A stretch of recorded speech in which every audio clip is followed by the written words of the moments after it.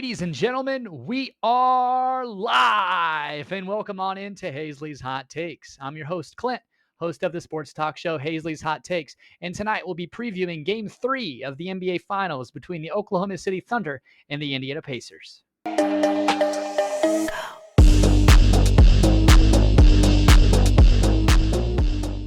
And now we'll be covering all the things you need to know regarding the Indiana Pacers and Oklahoma City Thunder heading into game 3 of the NBA Finals.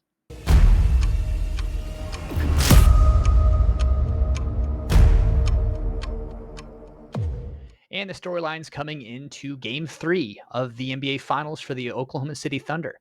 Will Shai Gilgeous-Alexander continue his torching start, scoring 30 plus points in each of the first 2 games? The first game, he was very inefficient. Game 2, he was pretty efficient. Still a volume scorer output with 20 plus shot attempts. Look for him to continue to keep that going moving into game 3. I do expect game 3 to be more of a more fouls drawn throughout the game. I expect the Pacers to be more aggressive on their side, but I expect more fouls on both sides to be called. So keep your eyes on Shai Gilgeous-Alexander and his free throws attempted here, as he led the NBA in free throws attempted in this season. As far as a couple other storylines moving into game 3, will the continued play of Chet Holmgren be consistent? Game 1, he was pretty much non-existent. Game 2, he was Chet Holmgren. So what will we get in game 3 with him? Will he be somewhere in the middle between the 6 points and the 15 points he got in game 2? Or will he have a blow-up game with, 18, 20, 25 points? Who knows there?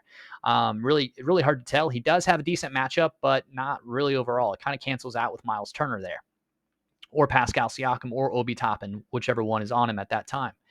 I do wonder if Alex Caruso and Aaron Wiggins will continue the hot play off the bench. In game 2, they combined for 38 points, and Aaron Wiggins had a plus minus of plus 24 off the bench, meaning that, yes, he was in and was effective, but the team played very well when he was in. Look for that to be a factor again in game 3. And also the play of Isaiah Hartenstein. He is kind of the glue guy for the Oklahoma City Thunder. He sets good screens. He gets good position. He gets offensive rebounds, puts the Pacers in bad positions overall. Look for the continued good play off the bench from Isaiah Hartenstein.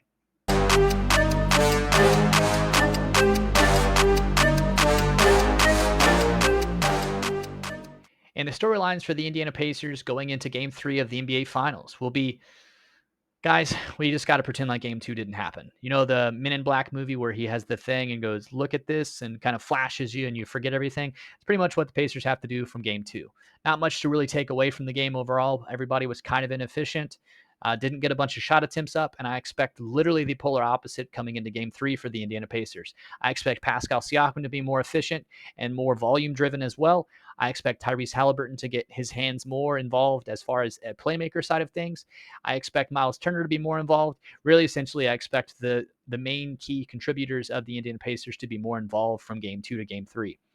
As far as what could be maybe an X factor off the bench, of course, you have the Obi Toppins, you have the TJ McConnells, you have the Ben Shepherds.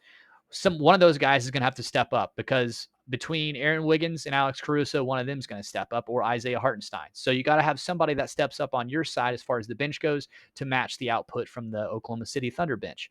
Because frankly, on the offensive starters side, you're not going to have anybody that matches the scoring total of Shai Gilgeous-Alexander. Yes, every now and then, Pascal Siakam does have a game like that, but Shai Gil just does it up game in, game out, just rinse and repeat for him. So look for the Pacers to have that still the team approach, but look for some guys off the bench to be more involved as far as their side of things goes.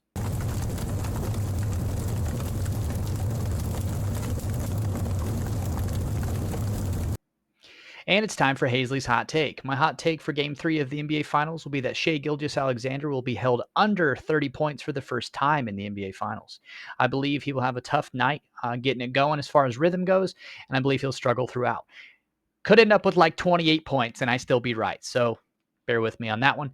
As far as another hot take, I'll give you a second one here. I believe that Bennedict Mathurin will have a 15 to 22 point game.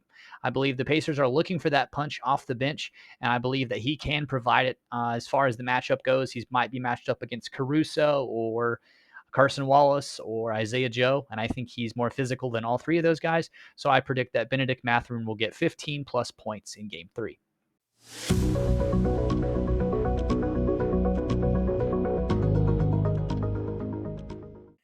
And now we've reached the prediction portion of Hazley's Hot Takes. I predicted the Pacers would win or would lose this series in 6 games. And they started off hot by winning game one, lost game two, but I'm predicting the Indiana Pacers will win game three, 117 to 111. I believe that Shai Gilgeous-Alexander will struggle just enough to let the Pacers get by. On top of, I also believe that Alex Caruso and Aaron Wiggins will not contribute in the way that they did in game two. And that is the recipe for the Indiana Pacers to win game three. And that concludes episode 5 of Hazley's Hot Takes. Side note here, this is not an Oklahoma City Thunder shirt by any means. So don't think I'm an Oklahoma City Thunder fan. Just wanted to clarify that because you couldn't really see any writing. You could just see orange and black. But I do appreciate everyone for watching, as always. And I hope everybody has a great rest of your night. And I'll catch you in the next one.